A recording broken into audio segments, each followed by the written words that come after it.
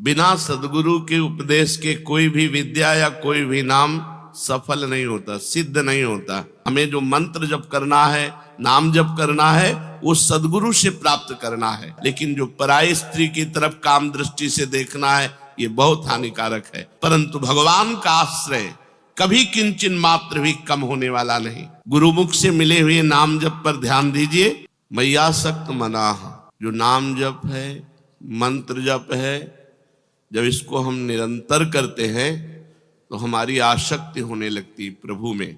इसमें ये वर्णन किया गया, कोई भी नाम या कोई भी मंत्र सिद्ध तभी होगा जब वो गुरु से प्राप्त हुआ है, गुरुमुख से।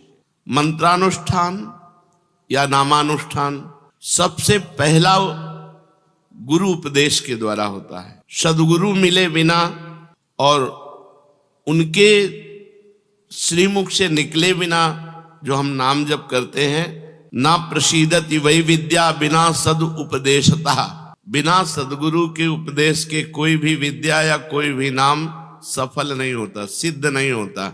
श्रुति भी आज्ञा करती है, श्रोत्री ब्रह्मनिष्ठ गुरु के पास कुछ समिधा लेकर जाए, उनकी शरण में हो और उनके श्रीमुख से उपदेश सुने। जो नाम मंत्र का उपदेश करें उसका अनुष्ठान करें। किंतु गुरु कैसा होना चाहिए, इस विषय में प्रायः चर्चा नहीं होती। प्रायः गुरु महिमा की बात कह के शिष्य के ही लक्षण वर्णन किए जाते हैं, शिष्य ऐसा होना चाहिए। पर नहीं, यहां वर्णन करते हैं कि गुरु कैसा होना चाहिए। बोले ऐसे गुरु की खोज करके ऐसे गुरु के मुख से नाम और मंत्र सुनना चाहिए। कैसे गुरुदेव हो? जो सिद्धम सत संप्रदाय, किसी सिद्ध संप्रदाय से दीक्षित हो गुरुदेव, सिद्ध परंपरा में हो, आचार्य परंपरा में हो। पहले ये जाने कि हमारे गुरुदेव किस आचार्य परंपरा में, आचार्य परंपरा में है या नहीं। अगर नहीं तो हमारा शास्त्र आदेश नहीं करता, आदेश करता है आचार्य परंपरा से।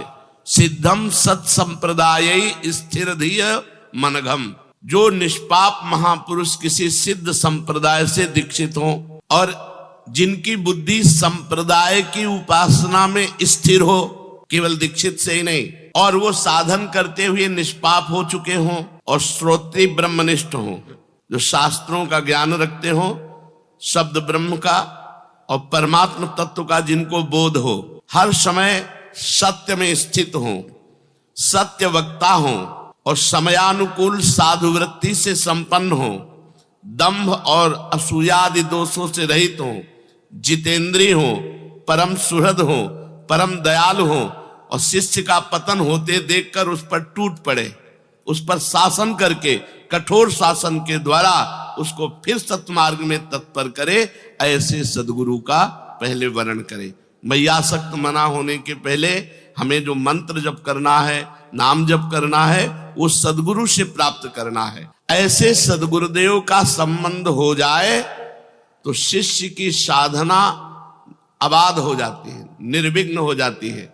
गुरु कृपा से वो साधन पथ पर जो नाम मंत्र मिला, केवल गुरु जी के श्रीमुख से जो मिला है, वही हमारी साधना होनी चाहिए। गुरु कृपा के बिना तो हरि अनुग्रह भी व्यर्थ हो जाता है। गुरु कृपा के बिना हरि कृपा भी व्यर्थ हो जाती है। जैसे कमल को विकसित करने वाला सूर्य अगर जल से अलग कर दिया जाए तो वही सूर्य उस कमल को सुखा करके व्यर्थ कर देगा। जल का संयोग, गुरु का संयोग, हरि कृपा, सूर्य प्रकाश। जैसे सूर्य प्रकाश होने पर कमल खिल जाता है, कौन? जो जल के संयोग में है।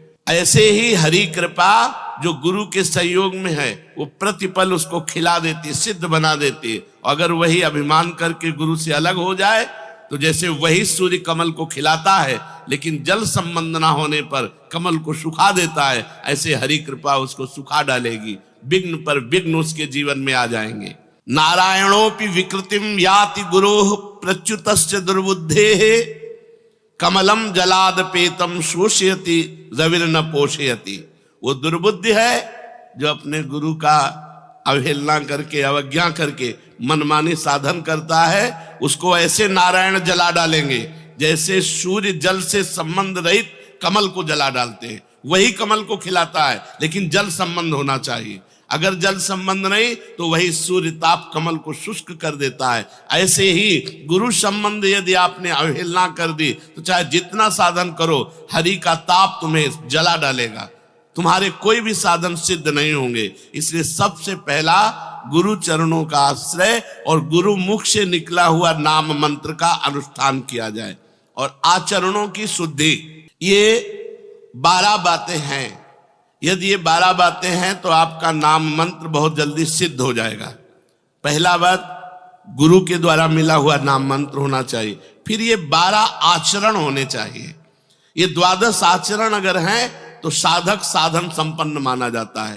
पहला अहिंसा, दूसरा सत्य, तीसरा आस्तेय, चौथा ब्रह्मचर्य, पांचवा सार्वभौम प्रेम, छठवां समस्त भूतों के हित में रत रहना, सातवां समत्व भाव, आठवां घृणा का भाव, 9वां निष्कपटता, 10वां दया, 11वां क्षमा और 12वां निरहंकारता।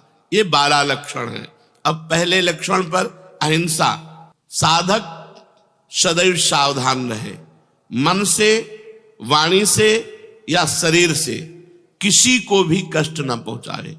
ना मन से किसी को कष्ट पहुंचाने की बात सोचनी है, ना वाणी ऐसी बोलनी है कि किसी को कष्ट पहुंचे, ना शरीर से कोई क्रिया ऐसी करनी है। हिंसा 3 प्रकार की होती है, कृत, कारित, अनुमोदित। कृत जो स्वयं हिंसा की जाए, वाणी से या मन से या शरीर से। कारित जो दूसरों से करवाई जाए। अनुमोदित जो हिंसा का अनुमोदन। तीनों प्रकार के दोष साधक में नहीं होने चाहिए। ना तो कृत हिंसा होनी चाहिए, ना कारित हिंसा होनी चाहिए कि हम दूसरे से करवा दिया, और ना अनुमोदन, कोई किसी को कष्ट दे रहा है तो अनुमोदन भी नहीं करना। इस प्रकार हमें अहिंसा पे स्थित रहना है, हिंसा का त्याग करना है। दूसरा सत्य। अंतःकरण में, इंद्रियों में जैसा अनुभव किया वैसा प्रिय शब्दों में स्पष्ट बोल देना, उसे सत्य कहते हैं। प्रमाद के वश या लोभ के वश या क्रोध के वश या हास्य भाव में या भय आदि भाव में अंदर की बात का परिवर्तन करके नहीं बोलना। जो अंदर बात आ रही वही बोल दिया, उसे सत्य कहते हैं। अगर साधक में ये लक्षण है तो उसका भजन बहुत जल्दी परिपक्व होगा। तीसरा अस्तेय। जो अपने अधिकार में नहीं है में किसी प्रकार का हम अपना अधिकार ना करें। अपने हिस्से की वस्तु खाएं, दूसरे के हिस्से की वस्तु की तरफ हमारी दृष्टि ना जाए।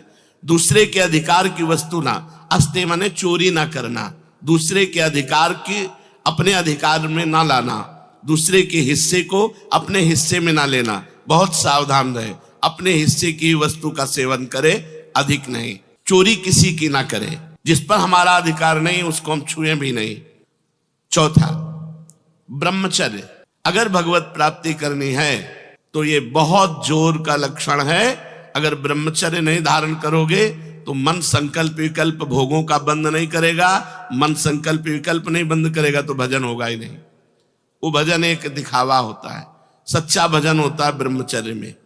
गृहस्थ में भी रहते हुए जो कभी संतानोत्पत्ति के लिए अपनी पत्नी से सहवास करे वो ब्रह्मचारी ही माना जाता है। लेकिन जो पराई स्त्री की तरफ काम दृष्टि से देखना है ये बहुत हानिकारक है। 8 प्रकार के मैथुनों का त्यागी।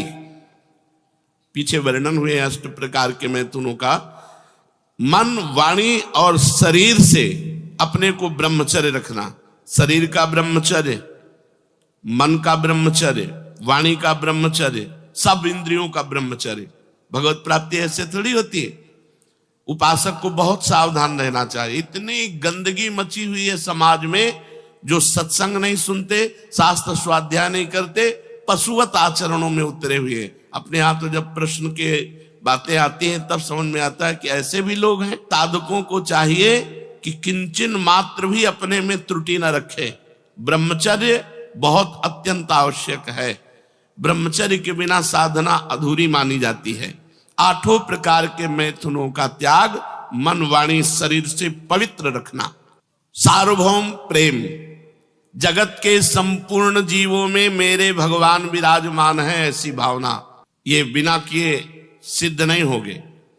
जो 5वां नंबर है वो सार्वभौम प्रेम। जो भी सामने आया हंस बोले बहुमान दे, बहुत प्यार भरी बात बोले ना बोले, उसमें मेरे भगवान है, ऐसा हमारा प्रेम भाव। सार्वभौम प्रेम सब जीवों के प्रति, चराचर जीवों के प्रति, सब जीवन सुप्रीति, सेवक वाणी भी कह रहे, सब जीवन सुप्रीति, रीति निभात अपनी, निष्काम भाव, किसी से कोई चाह नहीं पर सबसे प्रेम का बर्ताव, सबको भगवान की मूर्ति समझकर झुक जाना, सबके सामने दैन्य रहना, सब में भगवान को देखना, यही सार्वभौम प्रेम है। समस्त भूतों के हित में रहना 6वां, संसार के समस्त प्राणियों में स्वामी भाव रखना। मैं सेवक सचराचर स्वामी रूप भगवंत, सो अनन्य गति जाके असमति न टरे हनुमंत। मैं सेवक सचराचर रूप स्वामी भगवंत, चराचर जगत मेरा स्वामी का स्वरूप है, केवल मैं सेवक हूं, सेवक केवल हम, चराचर जगत मेरे स्वामी का रूप। ये समस्त भूतों के हित में रत रहना है, संसार के समस्त प्राणियों में सेवा भाव करने की भावना। पशु पक्षी जड़ चैतन्य सब हमारे स्वामी और हम सबके सेवक। सेवा भाव कहा गया है, हम सेवा तो नहीं कर पाएंगे सब चराचर जगत की, लेकिन चराचर जगत को स्वामी रूप से देखकर सेवा भावना हमारे हृदय में है। सब जगत हमारा स्वामी का रूप और मैं समस्त जगत का सेवक। ये वो बातें हैं जिनसे मैयासक्त मना होगे, जिससे भगवत प्राप्ति हो जाएगी। अगर ये बातें नहीं है तो साधक खोखला है। खोखले में क्या है, ऊपर से दिखावा भगवत भक्त का और अंदर से सब ढोंग चलता रहता है। 7वां समत्व भाव, समस्त जीवों में समान अधिकार परमात्मा का, सुख दुखों को दूसरों के अपने सुख दुख समझना। दूसरा कोई दुखी है उसे देखकर द्रवित हृदय हो जाना। सब में एक ही तत्व विराजमान, जो यहां वो यहां। तो जैसे हमारे हाथ में पीड़ा हो तो हमें दर्द होता है, ऐसे किसी की पीड़ा देखकर हमें दुख होना। सब में समत्व भाव रखना। 8वां किसी के प्रति भी घृणा न होना। ईश्वर ही स्वयं सृष्टि के रूप में है, सभी जीव वही बना हुआ है, अतएव किसी भी जीव से घृणा नहीं होनी चाहिए, ऐसा दृढ़ निश्चय होना चाहिए। कोई घृणित रूप में कोई घृणा की, अगर हमारे अंदर घृणा आ रही तो हम साधक नहीं, उसमें भी मेरा प्रभु है। घृणा की किंचिन मात्र भावना ना होना। और 9वां निष्कपटता, साधक के व्यवहार में कपट नहीं होना चाहिए। व्यवहार, कथन, क्रिया तीनों एक होनी चाहिए। जो मन में वही वचन में वही क्रिया में, तो ये निष्कपट व्यवहार कहा जाता है। मन में कुछ और, वाणी में कुछ और, क्रिया में कुछ और, ये कपटी पुरुष के लक्षण है। 10वां दया, जगत के किसी भी जीव के दुख को देख करके तत्पर हो जाना उसकी दुख निवृत्ति के लिए। दया पर सावधानी, दया बिना साधु कसाई, और दया करी तो आफत आई। दया में ही भरत जी के 3 जन्म लगे थे। दया ऐसे करो जैसे डूबने वाले को बचाने के लिए सहारा दे दिया, स्वयं को नहीं पकड़ाया। अगर स्वयं को पकड़ाओगे तो पहले वो तुम्हें डुबोएगा, मरेगा तो वो भी, पहले तुम्हें मारेगा बाद में वो मरेगा। ऐसे ही विषयी पुरुषों पर, भ्रष्ट पुरुषों पर, विमुख जनों पर, भगवत चरणारविंद से जो बिलग हैं इन पे दया करो, इन्हें नाम रूप पकड़ाओ और आप बचो। नाम रूप पकड़ाओ, भव समुद्र से निकालने के लिए भगवान के नाम रूप गुण लीला को पकड़ाओ और आप बचे रहो, आप बिल्कुल असंग रहो। दया बिना साधु कसाई, और दया करी तो आफत आई। दया के बिना तो साधुता ही नहीं, पर दया संभाल के करे जिससे अपने आप को परमार्थ से भ्रष्ट ना कर दे। 11वां क्षमा, कोई कितना भी सताए पर उसके साथ हमारा व्यवहार प्रेम में होना चाहिए। ये साधु की साधुता है, ये साधक की साधना है। यदि कोई भी हमारे साथ गलत व्यवहार करता है, गाली देता है, अपमान करता है, निंदा करता है, तो जब हम उससे मिले तो हमारे चेहरे में सौम्यता होनी चाहिए और ऐसे ही मिले जैसे प्रेमी जनों से मिलते। ये याद भी न रहना चाहिए कि कल इसने हमको गाली दिया था, कल इसने हमारा अपमान, नहीं, सब में प्रभु है, प्रभु प्रेरित चेष्टा हो रही थी, वो तो हमारी परीक्षा हो रही थी, हमें पुष्ट करने के लिए भगवान इसको निमित्त बनाया, इसका कोई दोष नहीं। वो क्षमा, वो हृदय से ऐसे क्षमा कर देता है कि कल किए हुए अपराध की स्मृति भी दूसरे दिन नहीं रहती। वो प्रेम व्यवहार, सेवक वाणी में महाप्रभु के लिए कहा गया, करत जे अनसहन निंदक तिनहु पे अनुग्रह क्रियो। जो अनसहन कर रहे थे, जो निंदा कर रहे थे, उन पर भी कृपा की, प्रेम किया। 12वां निरहंकारता, ये सब साधन करते हुए भी अपने में किसी प्रकार की विशिष्ट भावना का आरोप न जगने देना कि और साधक तो सब से हम थोड़ा कुछ विशिष्ट हैं। नहीं, ये सब साधन के अंग होने पर भी अपने हृदय में अहंकार न आना, ऐसा अभिमान न होना कि मैं तो बहुत अच्छा साधक हूं, ये सारे लक्षण मेरे में हैं। नहीं, ये भगवान के द्वारा, हम भगवान के द्वारा, गुरु भगवान के द्वारा प्रदत्त हैं। मैयासक्त मना होने के लिए पहली बात, सिद्ध संप्रदाय से दीक्षित, स्थित और सिद्ध हुए सदगुरुदेव भगवान का वर्ण करना, जो हमारे आचरणों पर शासन करके हमें उपदेश के द्वारा सत्मार्ग प्रशस्त कराए, ऐसे सदगुरुदेव का वर्ण, उनके मुख से नाम मंत्र सुनकर निरंतर जपना। और ये 12 सावधानी रखना, अहिंसा, सत्य, अस्तेय, ब्रह्मचर्य, सार्वभौम प्रेम, समस्त भूतों के हित में रहना, समत्व भाव, घृणा का भाव, निष्कपटता, दया, क्षमा, निरहंकारता। यदि हम इस भाव से चले तो हम मैयासक्त मना हो जाएं, हमारा मन सिर्फ भगवान के भजन में डूबने लगे। फिर भगवान ने कहा, मदाश्रया, केवल मेरा आश्रय हो। जब हम भगवत मार्ग में चलते हैं तो कोई न कोई हमारे इस आश्रय के बीच में घुस जाता है, चाहे कोई व्यक्ति हो या धन हो या कोई संबंधी हो, कुछ न कुछ आशा ममता किसी और से होने लगती है। ये जीवन में नहीं होने देना चाहिए। साधक को जीवन भर इस बात से बचाए रखना चाहिए, हमें भगवान मिले ना मिले, लेकिन हम भगवान के सिवा किसी को अपना नहीं बना सकते, अपना नहीं बना सकते, अपना नहीं मान सकते। हमारा आश्रय पक्का, भरोसा दृढ़, तभी मदाश्रया माना जाएगा। और ये बहुत जोर की बात है, मैयासक्त मना से भी जोर की बात है मदाश्रया। अगर आश्रय पुष्ट है और मन चंचल है तो भी भगवत प्राप्ति हो जाएगी, पीछे आप सुन चुके। मदाश्रया, मेरी ही आशा, मेरा ही भरोसा, मेरा ही सहारा, मेरा ही विश्वास, सर्वथा मेरे जो आश्रित है उसे मदाश्रया कहते हैं। संसार के धन, संपत्ति, वैभव, विद्या, बुद्धि, योग्यता, कुटुंब आदि का जो आश्रय है, ये नाशवान है, ये मिटने वाला है, ये स्थिर नहीं है, सदा रहने वाला नहीं है, सदा के लिए पूर्ति तृप्ति करने वाला नहीं है। परंतु भगवान का आश्रय कभी किंचन मात्र भी कम होने वाला नहीं, क्योंकि भगवान का आश्रय पहले था, भगवान का आश्रय अब भी है और भगवान का आश्रय आगे भी रहेगा। आश्रय केवल भगवान का लेना चाहिए। किसी विद्या का, धन का, साधना का, कोई बल का, किसी व्यक्ति का बिल्कुल आश्रय साधक के हृदय में नहीं होना चाहिए। योगम युंजन, इसका मतलब होता है अखंड संबंध। मैयासक्त मना, मन मेरे में आसक्त हो, और मदाश्रया, मेरे ही आश्रित हो।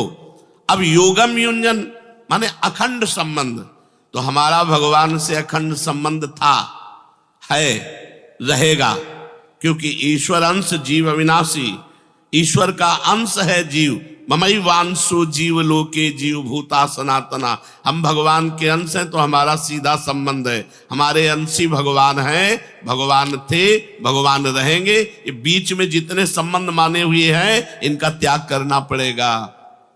इनमें केवल भगवान की सत्ता देखनी पड़ेगी। सबकी ममता ताग बटोरी, मम पद मन ही बांध बर डोरी। जब तक साधक ये नहीं करता तब तक नाटक चलता रहता है। शुद्ध भक्ति, शुद्ध ज्ञान का मार्ग असंग है, अंदर से असंग है। एकमात्र भगवान का आश्रय और एकमात्र भगवान से संबंध, संबंध भी केवल एकमात्र भगवान से। संत भगवान, गुरु भगवान, जगत भगवान, जितने संबंधी भगवान, भगवान के सिवा कोई नहीं।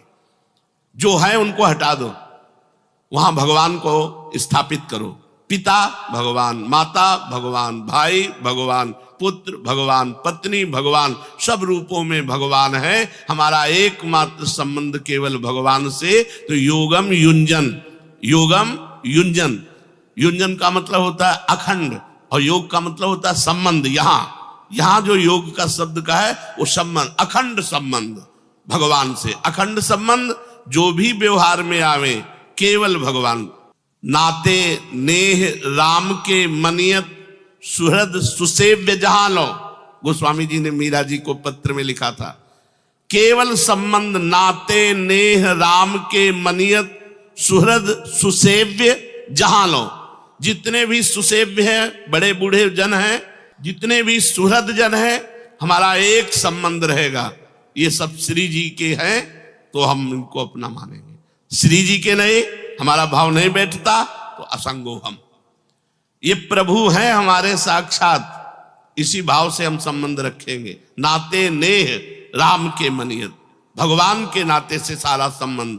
तब योगम युंजन, भगवान कह रहे मेरे समग्र रूप का साक्षात्कार कौन कर पाएगा? तो बोले मैया आसक्त मना, जो मेरे में आसक्त मन वाला है, और मदाश्रया जो केवल मेरे आश्रित है, और योगम युंजन जो केवल मेरे से संबंध रखता है।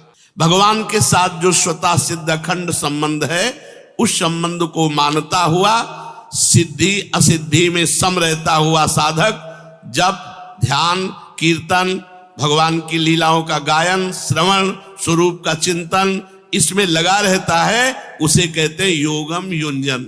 सिद्धि असिद्धि में सम।